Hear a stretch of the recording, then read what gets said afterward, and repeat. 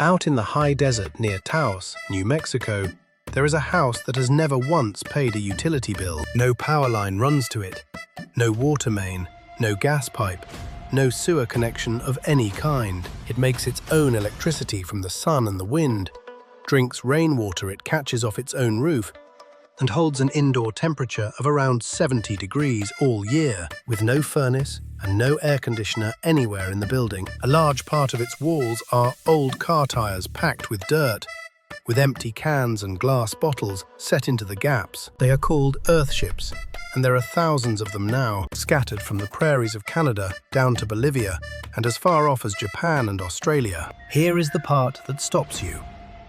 The architect who invented them ended up handing over his license to build. So how does a house made partly of garbage run itself completely off the grid? And if it works as well as the people inside them swear it does, why does almost nobody actually live in one? Stick with me to the end, because the answer runs through a 40-hour wall, a county that tried to outlaw the whole idea, and a poison scare that turned out to be wrong. Hunting down stories like that is what this channel is for.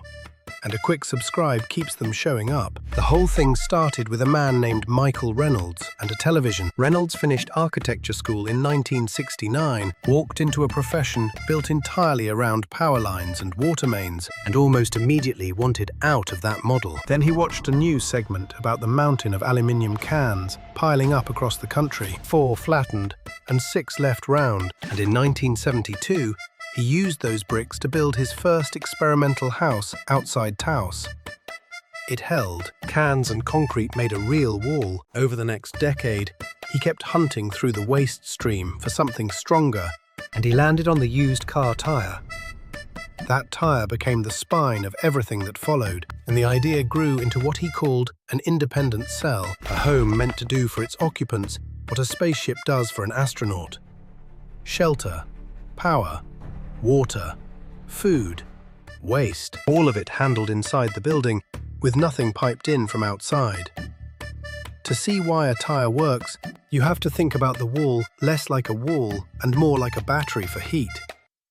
Each tire gets rammed full of soil, somewhere between 300 and 400 pounds of it, pounded in by hand until the thing is solid as rock. Stack those in staggered rows, plaster over the whole face, and you get a wall close to 3 feet thick. That much packed earth barely changes temperature. It just absorbs whatever heat hits it and lets it back out slowly over hours. The house is built to point its long glass face toward the south, so in winter, the low sun pours straight in and soaks into the dark floors and the tire walls all day, and at night, that stored warmth bleeds back into the rooms. Cooling runs on the opposite trick. The back of the house is buried into an earth bank on the cold side, so excess heat wicks away into the stable ground, and buried pipes pull fresh outside air through the cool soil before it ever reaches you. No compressor. No thermostat clicking on at 3 in the morning. The structure does it by sitting still and being shaped correctly. Everything else in the house follows that same logic of catching what is already falling on it. Solar panels and a small wind turbine handle the power, with a battery bank and inverter tucked into one organizing module. And where a stream runs nearby, some owners add a micro hydro generator that trickles out electricity around the clock. Rain and snowmelt come off a clean metal roof into cisterns, then through sediment filters, charcoal, and ultraviolet light until it is safe to drink. The water that drains from the showers and sinks does not just leave. It runs into planted beds inside the house where the roots feed on it and clean it. And that cleaned water gets pumped to the toilet for flushing, which alone cuts the home's water use by about 40%. Many newer builds skip the septic system entirely with composting toilets, and because the front of the house is essentially a greenhouse, people grow food in it year-round, tomatoes in the snow, even banana plants in the desert. The interior partition walls are often made from those same bottles and cans, laid so light comes through the glass like stained glass made of trash. None of this is theory. The numbers from real, lived-in earthships are hard to argue with energy savings reaching as high as 90% against a normal house, and the proof shows up in climates that have nothing in common with the New Mexico desert it was born in. In the dry, fire-prone hills outside Adelaide, Australia, a researcher named Martin Freeney built one specifically to study how it handles heat and bushfire. The thick earth banks pushed right up to the roofline do not burn. The tyres sealed under heavy plaster cannot get the oxygen to ignite, and he ran a pair of 60-foot cooling pipes deep underground so that opening a skylight pulls earth-chilled air through the whole house on the worst summer days. Go to the other extreme, the wind-swept prairie of southern Alberta, where the Kinney family's earthship sits through winters that drop to 22 below zero, and it stays comfortable on sunlight alone most of the time, with a small wood stove for the long stretches of heavy cloud. And in damp, grey Brighton on the English coast, a building watched closely for years has held a steady indoor climate with no furnace at all, as long as the people inside open the vents and skylights to keep the moisture moving. That last detail is worth holding on to, because it is where the dream meets the daily reality, and it is the quiet thing this channel keeps coming back to. If stories about how people actually pull free of the grid interest you, a subscribe is the whole ask. And then we keep going, because the Brighton house only stays dry if someone manages it, and that is the first real crack in the fantasy. So if these things work across a desert, a blizzard, and a rainy coast, why is there not one on every street? The honest answers stack up fast, and none of them is a secret plot. Start with the walls. A pounded tyre weighs 300 to 400 pounds and takes 15 to 30 minutes of swinging a sledge to fill. A strong person manages maybe 3 to 8 of them in a day. A standard house can need 1,000. That is roughly 400 hours of brutal manual labour just for the structural walls before a single window goes in.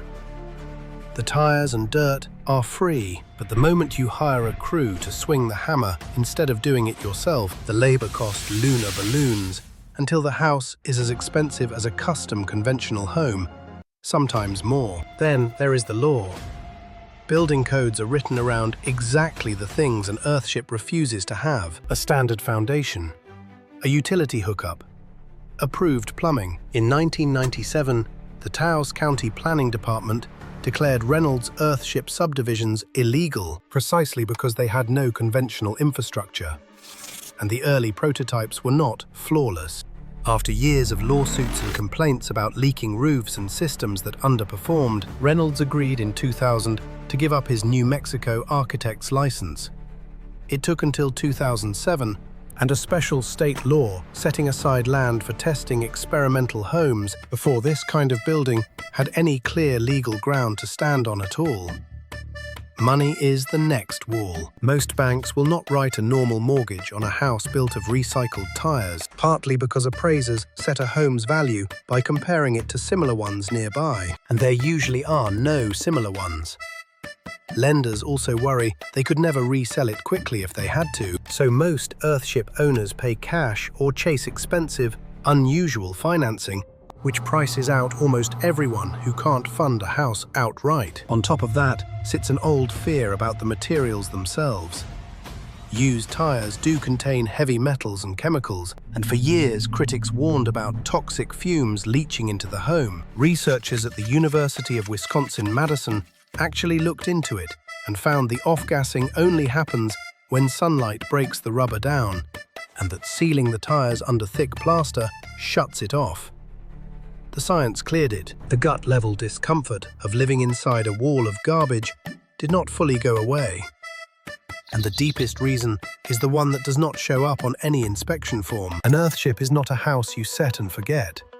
It was designed for the bright, dry American Southwest, and dropped into a humid or freezing place, it demands constant, hands-on attention. You open and close vents as the weather shifts. You pull shades, clean the water filters, service the batteries, prune the indoor garden, and watch the humidity so condensation doesn't turn to mold. It is closer to crewing a small ship than flipping a thermostat. For someone who wants their home to simply disappear into the background of their life, that is a deal breaker, and there is no getting around it. Which leaves the earthship in a strange place. It plainly works. It can take a wildfire, a deep freeze, and a soaking winter, and it can run for decades without a power bill. And the things keeping it rare are not flaws in the physics. They are the hours it takes to build, the codes that never made room for it, the banks that won't lend on it, and the fact that it asks its owner to stay awake to the weather every single day. That original house Reynolds built outside Taos in 1972 is still standing, still off the grid, still holding its temperature against a desert that swings 40 degrees in a day. So the question worth chewing on is whether the Earthship is a genuinely better way to live, that our paperwork and our laziness priced out of reach, or a beautiful experiment that only ever truly works for the rare person willing to run their own house like a machine. I land in a different spot, depending on the day. Tell me where you land in the comments. The next build I want to show you is even stranger than this one. A French farmer who heated his entire home and ran his car off nothing but a giant pile of rotting wood chips